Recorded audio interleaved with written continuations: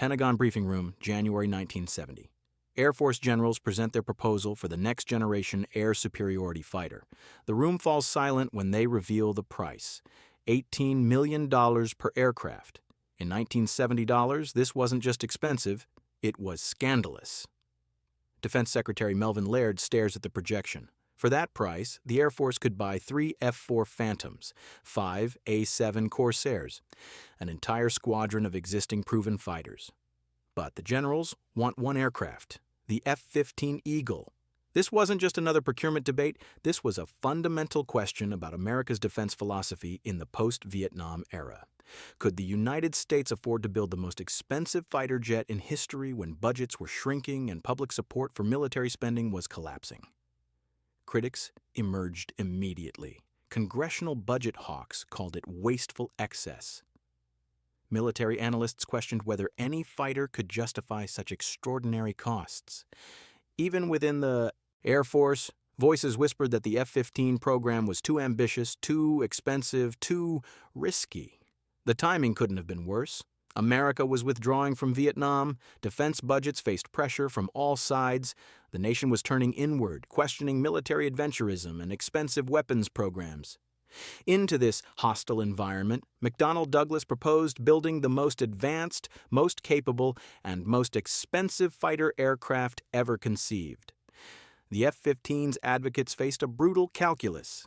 They needed to convince skeptical politicians, budget-conscious bureaucrats, and a war-weary public that spending unprecedented sums on a single aircraft type made strategic sense.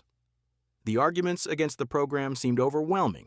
The arguments in favor required faith in capabilities that didn't yet exist. The Air Force had created a specification document that read like a wish list written by someone who had never encountered engineering reality. They wanted an aircraft that could outfly, outclimb, outmaneuver, and outfight anything the Soviet Union could build, not just current Soviet fighters, future Soviet fighters that existed only in intelligence estimates and worst-case scenarios. The requirements seemed mutually exclusive: maximum speed of Mach 2.5, combat radius of 1,000 nautical miles, thrust-to-weight ratio exceeding 1:1, meaning the aircraft could accelerate while climbing straight up, maneuverability that would allow it to defeat any opponent in a dogfight, and reliability that would keep it operational in the harsh conditions of frontline service. Fighter design had always involved compromises: speed versus maneuverability, range versus performance, cost versus capability. The F-15 specification rejected compromise entirely. It demanded everything simultaneously. McDonnell Douglas engineers stared at these requirements and saw an impossible puzzle. Every design decision created cascading complications. Making the aircraft fast enough required powerful engines that consumed enormous amounts of fuel, which meant larger fuel tanks, which added weight, which reduced maneuverability, which violated the agility requirements. The aerodynamics alone presented nightmares. The aircraft needed to perform efficiently at both supersonic speeds and slow-speed dogfighting. These regimes required completely different wing designs. Supersonic flight favored thin, swept wings. Dogfighting demanded larger wing area for tight turns. The solution would require innovation that pushed beyond existing aerodynamic knowledge. The weapon systems created additional headaches. The F-15 needed to carry a mix of missiles for different engagement ranges, maintain an internal cannon for close combat, and retain enough performance while loaded with this ordnance to still outfight enemy aircraft. Every weapon station added drag. Every missile added weight. The design had to accommodate maximum combat load while maintaining the performance specifications. Critics within the defense establishment called it fantasy. No single aircraft could meet all these requirements. The laws of physics wouldn't permit it. The F-15's design philosophy emerged directly from the brutal lessons of air combat over Vietnam. American fighter pilots had entered that war with confidence based on technological superiority. They left it with hard-earned knowledge written in blood and measured in losses that shouldn't have happened. The F-4 Phantom had been designed as a missile-armed interceptor. Air Force doctrine in the early 1960s proclaimed that dogfighting was obsolete. Future air combat would occur at long range, with radar-guided missiles destroying enemies before visual contact. The Phantom originally didn't even carry an internal gun. Why would it need one? The kill ratios told the story. In Korea, American fighters had achieved 10-to-1 kill ratios against communist aircraft. In Vietnam, that ratio dropped to barely 2-to-1. American technological superiority wasn't translating into combat dominance. Something had gone fundamentally wrong with fighter design philosophy. Fighter pilots returning from Southeast Asia brought detailed reports. They described situations where they had detected enemy aircraft on radar but couldn't engage due to identification requirements. Scenarios where their missiles failed to guide properly or were defeated by simple countermeasures. Moments where superior maneuverability would have meant the difference between kill and death, but the Phantom couldn't turn inside the lighter MiGs. The Pentagon conducted exhaustive studies of Vietnam air combat. Every engagement was analyzed, every loss was examined. Patterns emerged that challenged fundamental assumptions about modern air warfare. Technology mattered, but not in the ways doctrine had predicted. Pilot skill remained decisive. Maneuverability wasn't obsolete. Visual range combat wasn't going away. These lessons directly shaped the F-15 requirements. The aircraft needed beyond visual range capability, but it also needed to dogfight. It needed sophisticated avionics, but it needed simplicity in combat. Operations. It needed to leverage American technological advantages while acknowledging that opponents would find ways to neutralize specific systems. The F-15 represented a philosophical shift. Instead of designing for theoretical future combat, it was designed for the messy reality of actual air warfare where everything goes wrong and adaptability matters more than any single capability. McDonnell Douglas made a decision that would define the F-15's entire design philosophy: 2 engines instead of 1. This choice seemed obvious in retrospect, but in 1970 it was controversial, expensive, and risky. Single-engine fighters were cheaper to build, simpler to maintain, and lighter in weight. For budget-conscious Pentagon officials, the appeal of single-engine designs was undeniable. Why build complexity and cost into the airframe when one powerful engine could do the job? But the engineers had run the calculations. To meet the F-15's performance requirements with a single engine would require an engine that didn't exist and probably couldn't be built. The power requirements were simply too extreme. A single engine powerful enough to push the F-15 to its required performance would be so massive that it would negate any weight savings from the single engine configuration. The twin-engine layout solved multiple problems simultaneously. 2 Pratt & Whitney F-100 engines provided combined thrust of over 50,000 pounds, giving the F-15 that impossible thrust-to-weight ratio exceeding 1. The aircraft could literally accelerate while climbing vertically, a capability that would prove decisive in combat maneuvering. Redundancy became a combat advantage. If one engine failed or was damaged in battle, the F-15 could still fly home on the remaining engine. In the unforgiving environment of air combat over hostile territory, this redundancy meant pilots who would have died in single-engine fighters could survive to fight again.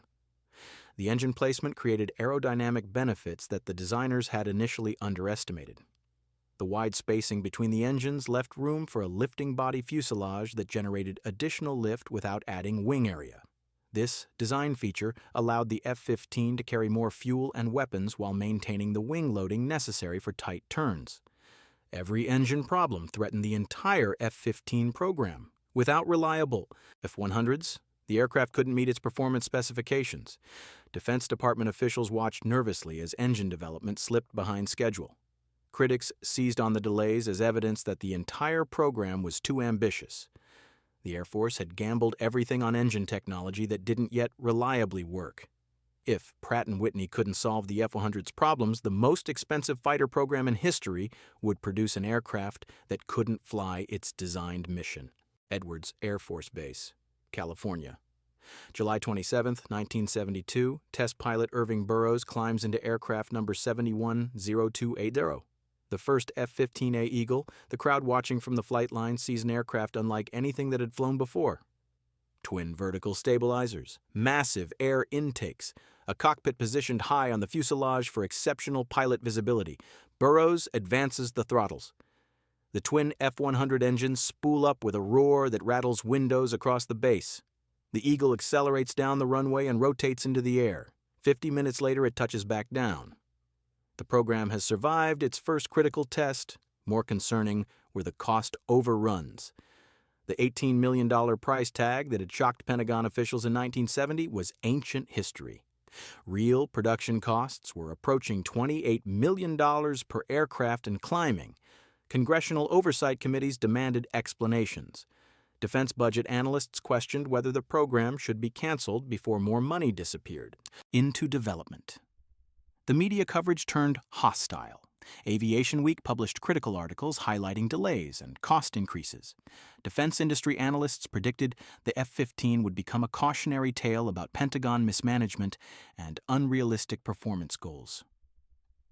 The program had powerful enemies in Congress who saw an opportunity to score political points by attacking excessive military spending. Inside McDonnell Douglas, engineers worked brutal hours trying to solve the cascade of technical problems. Each fix seemed to create new complications. Strengthening components to handle combat loads added weight, which reduced performance, which required aerodynamic refinements, which changed handling characteristics, which demanded flight control adjustments. The Air Force test pilots pushed the aircraft harder with each flight. They needed to map the F-15's performance envelope, find its limits, and discover any dangerous flight characteristics before operational pilots encountered them in combat. Every test revealed something unexpected. Some discoveries were positive, proving the design exceeded specifications in certain areas. Others exposed weaknesses that required urgent attention. The most persistent problem was the engines. Pratt & Whitney couldn't eliminate the compressor stalls that plagued the F-100s during aggressive maneuvering. Pilots learned to avoid certain throttle movements at specific angles of attack.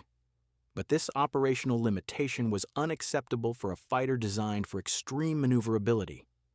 Despite the problems, the test program revealed glimpses of extraordinary capability. The F-15 could reach 30,000 feet in less than a minute. It could sustain tight turns while maintaining energy. The radar could track multiple targets simultaneously. When everything worked properly, the aircraft demonstrated performance that exceeded even the optimistic projections.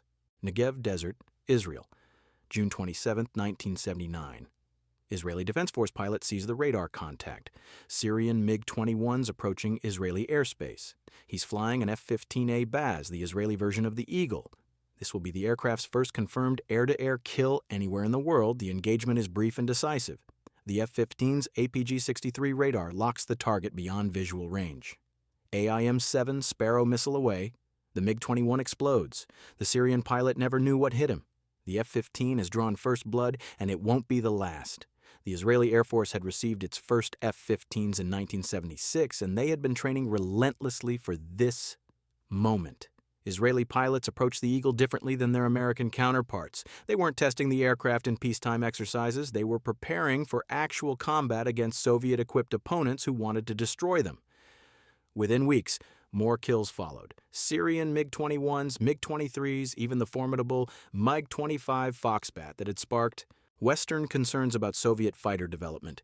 The F-15 destroyed them all. Israeli pilots discovered that the aircraft's capabilities weren't theoretical. In the chaotic reality of air combat, the F-15 delivered exactly what its designers had promised. The radar systems proved decisive. While enemy pilots were still searching visually for their opponents, F-15 radar operators had already detected them, identified them, and prepared firing solutions. The beyond visual range capability that critics had questioned became the determining factor in engagement after engagement. But the F-15 also excelled in close combat situations where its designers' obsession with maneuverability paid dividends. When Syrian pilots tried to dogfight, they discovered the Eagle could outturn their lighter fighters while maintaining energy. The thrust-to-weight ratio that had required such expensive engineering allowed F-15 pilots to dictate engagement geometry. Israeli operations over Lebanon's Bekaa Valley in 1982 provided the ultimate test. Syrian air defenses had created the most sophisticated integrated air defense network outside the Soviet Union. MiG-23 and MiG-25 fighters patrolled in significant numbers. The Syrians were ready for a major air battle. American defense officials who had questioned the F-15's price tag suddenly saw it differently. Yes, the aircraft was expensive, but what was the value of absolute air superiority? What was it worth to know that American pilots would survive while enemy pilots would die? By 1985, the evidence was overwhelming and irrefutable. The F-15 had achieved 58 confirmed air-to-air kills. Israeli pilots accounted for most of them, but Saudi F-15s had also scored victories against Iranian aircraft. American F-15s would add their own kills in later conflicts. The truly remarkable statistic wasn't the kill count, it was the loss rate. 0. Not a single F-15 had been lost in air-to-air combat, ever, against anyone. This combat record demolished every argument that critics had made about the program. Too expensive? Not if it kept pilots alive. Too complex? Not if it consistently destroyed simpler opponents. Too focused on performance over reliability? The aircraft was proving exceptionally reliable in harsh combat conditions. The Pentagon conducted detailed analysis of F-15 combat engagements. Every kill was examined. Every tactic was studied. Patterns emerged that validated the design philosophy. The combination of superior radar, long-range missiles, powerful engines, and exceptional maneuverability created a capability gap that opponents couldn't bridge. The psychological impact on enemy pilots became a factor in its own right. Syrian pilots knew they were flying against F-15s. Iraqi pilots during Desert Storm knew American Eagles were hunting them. This knowledge affected decision-making before the first missile was ever launched. Some enemy pilots chose not to engage when they detected F-15s. Others engaged and died. American test pilot reports from dissimilar air combat training revealed similar patterns. The F-15 consistently dominated exercises against both American and Allied fighters. Pilots flying against the Eagle learned to respect its capabilities through repeated defeats. The aircraft that could outturn lighter fighters while maintaining the energy to escape if needed. The radar that could track multiple targets while guiding missiles to separate kills. The Air Force began using the combat statistics in budget presentations. Congressional critics who had attacked the program's costs fell silent when presented with kill ratios that exceeded 50-1. Defense analysts who had predicted the F-15 would be a boondoggle now cited it as a procurement success story. The program that had been fighting for survival in the 1970s became the standard by which all fighter aircraft were judged. The question in fighter development was no longer whether an aircraft could match the F-15. It was whether it could exceed it. Kuwait-Iraq border, January 17, 1991. Captain Rick Tolini flies his F-15C into Iraqi airspace as Operation Desert Storm begins. Coalition forces are about to discover whether the F-15's peacetime dominance translates to full-scale modern war against a well-equipped opponent. The Iraqi Air Force wasn't Syrian irregulars or Iranian revolutionaries. This was the sixth largest air force in the world. Soviet-trained pilots flying MiG-29s, MiG-25s, Mirage F-1s, and other modern fighters, integrated air defenses, hardened shelters. Iraqi pilots had combat experience from the Iran-Iraq War. They weren't pushovers. The first night of Desert Storm answered any remaining questions. F-15Cs swept Iraqi fighters from the sky. Captain John Kelk scored 3 kills in a single mission. Captain Richard Tolini destroyed 2 Iraqi fighters. The pattern established over Lebanon was repeating itself over Iraq, but on a much larger scale. Coalition forces achieved air superiority within 48 hours. The Iraqi Air Force stopped trying to contest the airspace. Pilots began defecting to Iran rather than facing certain death against F-15s. Coalition aircraft operated with impunity, destroying Iraqi ground forces without fear of air interdiction. The F-15 final tally for Desert Storm was devastating. 36 confirmed air-to-air kills, 0 losses to enemy aircraft. American pilots were killing Iraqi fighters at a rate that seemed impossible. Some F-15 pilots scored multiple kills in single missions. Iraqi countermeasures proved ineffective. Soviet tactics didn't work. Numerical advantages didn't matter. Captain Steve Tate described an engagement where he detected 4 Iraqi fighters on radar. He fired 4 A-7 missiles at 4 separate targets. All 4 missiles guided perfectly. All 4 Iraqi aircraft were destroyed. The entire engagement lasted less than 2 minutes from initial detection to 4th kill confirmation. Weapon systems that had been developed and tested over 2 decades of peacetime training proved their worth in sustained combat operations. The APG-70 radar performed flawlessly. The F-100 engines ran thousands of hours without the failures that had plagued early development. The airframe handled extreme combat maneuvering without structural issues. Iraqi pilots who survived described hopeless situations. They would detect threats on their rudimentary radar warning receivers, but by the time they reacted, American missiles were already tracking them. They never saw the F-15s that killed them. The numbers tell a story that no amount of analysis can fully capture. As of 2025, the F-15 Eagle has achieved 104 confirmed air-to-air kills. Not a single F-15 has ever been lost in air-to-air combat. This record spans 5 decades, multiple conflicts, and encounters with virtually every fighter aircraft design that the Soviet Union and its client states fielded during the Cold War and beyond. The F-15's combat record forced fundamental changes in how military planners evaluate fighter aircraft.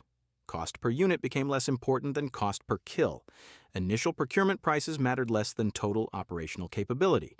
The aircraft taught the defense establishment that true economy comes from overwhelming capability, not from compromise. Soviet fighter development programs spent decades trying to build an F-15 equivalent. The MiG-29 was supposed to match it. The Su-27 was designed to exceed it. Neither aircraft achieved comparable combat records. American pilots who have flown against these aircraft in training exercises consistently report that the F-15 maintains decisive advantages even against designs that are 20 years newer. The Eagle has been continuously upgraded throughout its service life. New radar systems, improved missiles, enhanced avionics, electronic warfare systems, each upgrade has extended the aircraft's relevance and maintained its combat edge. The F-15EX, the latest variant, incorporates technology that didn't exist when the original aircraft was designed, yet the basic airframe remains fundamentally sound. The generals who fought for the F-15 program in 1970 understood something that spreadsheet analysts couldn't see. Air superiority isn't a luxury. It's the foundation of modern military power. An aircraft that delivers absolute air dominance isn't expensive. It's priceless. Today's fighter pilots still fly F-15s into combat. The aircraft that first flew in 1972 remains frontline equipment in 2025. No fighter in history has maintained combat relevance for so long. The undefeated record continues to grow. The hunter never became the hunted. The doubted aircraft became the most successful fighter jet in aviation history.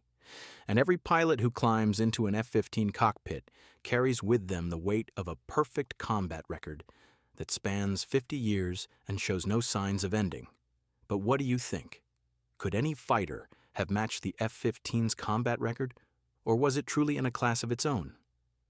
If you're listening right now, help me prove something wrong. My friend, who is a commercial pilot, said I wouldn't even reach 1,000 subscribers, but I believe stories about airlines and the realities of modern travel like this deserve to be told.